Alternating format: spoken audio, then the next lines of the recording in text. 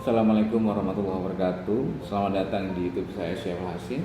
Teman-teman yang dirahmati Allah, kita bertemu dalam pembahasan mengenai pengembangan bahan ajar. Video ini kami buat untuk teman-teman yang berada di Haifa dan umumnya untuk kita semuanya membutuhkan materi pengembangan bahan ajar ini. Teman-teman yang dirahmati Allah, materi dan bahan ajar itu perlu dianalisis di awal semester biasanya atau di awal tahun pembelajaran. Jadi ketika para guru-guru setelah mengikuti ujian semester, nah anak-anak murid diliburkan. Setelah guru-guru biasanya menganalisa lebih detail. Kalau menganalisa secara step by step itu biasanya ya ketika proses pembelajaran berlangsung.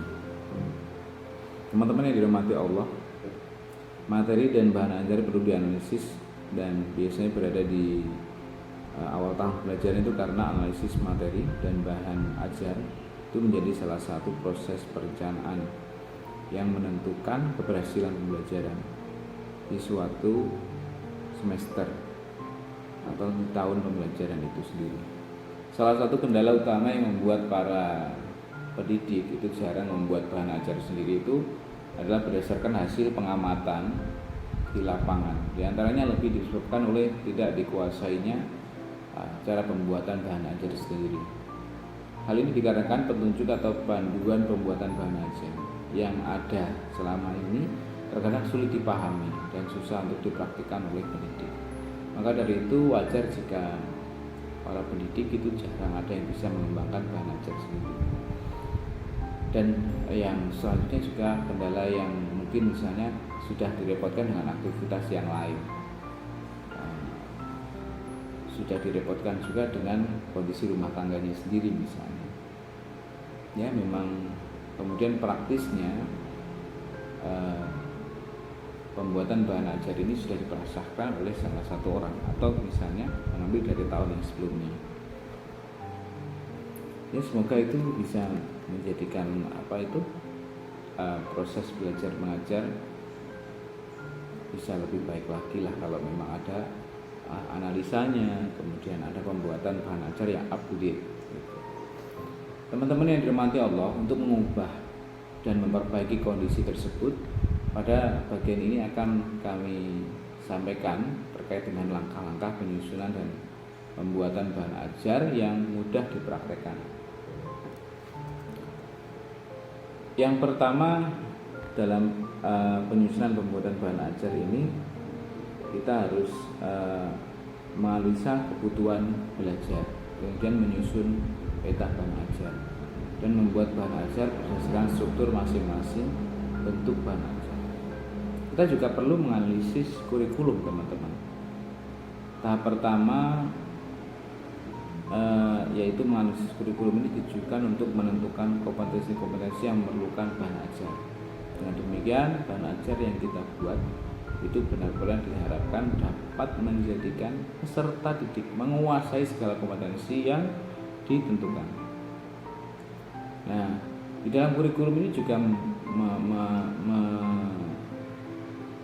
mengandung atau dibahas juga tentang standar kompetensi atau SK.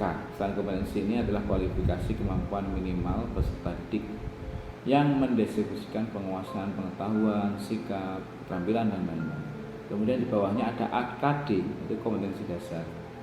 Kompetensi dasar adalah sejumlah kemampuan yang harus dimiliki peserta didik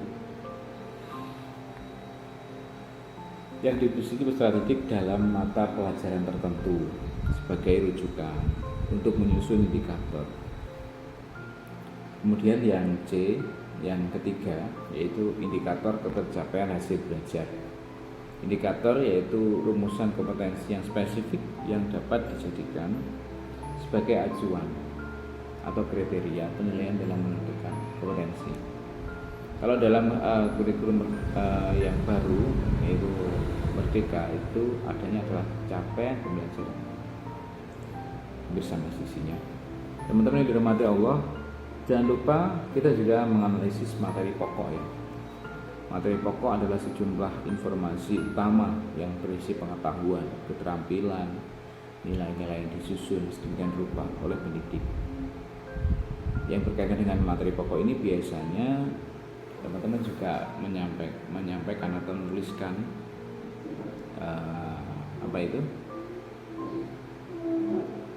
buku yang digunakan sebagai bahan ajar, ditulis di RPP misalnya. Selanjutnya, pengalaman belajar. Pengalaman belajar adalah suatu aktivitas yang didesain oleh pendidik supaya dilakukan lagi oleh para peserta didik agar mereka menguasai kompetensi yang telah ditentukan melalui kegiatan belajar yang diselenggarakan. Teman-teman dirahmati Allah, setelah melakukan analisa kurikulum, langkah selanjutnya adalah dapat dalam menganalisa kebutuhan belajar ini adalah kita dapat menganalisis sumber belajar. Apa dan bagaimana analisis sumber belajar dilakukan itu tidak susah ya, nggak susah kok. Yang penting kita harus memahami terlebih dahulu bahwa sumber belajar yang kita gunakan adalah sebagai bahan untuk menyusun bahan ajar yang perlu dilakukan analisis. Adapun kriteria analisis terhadap sumber belajar adalah berdasarkan kesesuaian, ketersediaan, dan kemudahan dalam memanfaatkannya. Sesuai apa enggak? Kalau enggak sesuai jangan dipaksakan dong. Tersedia atau enggak? Kalau enggak tersedia ya kemudian dicari supaya tersedia.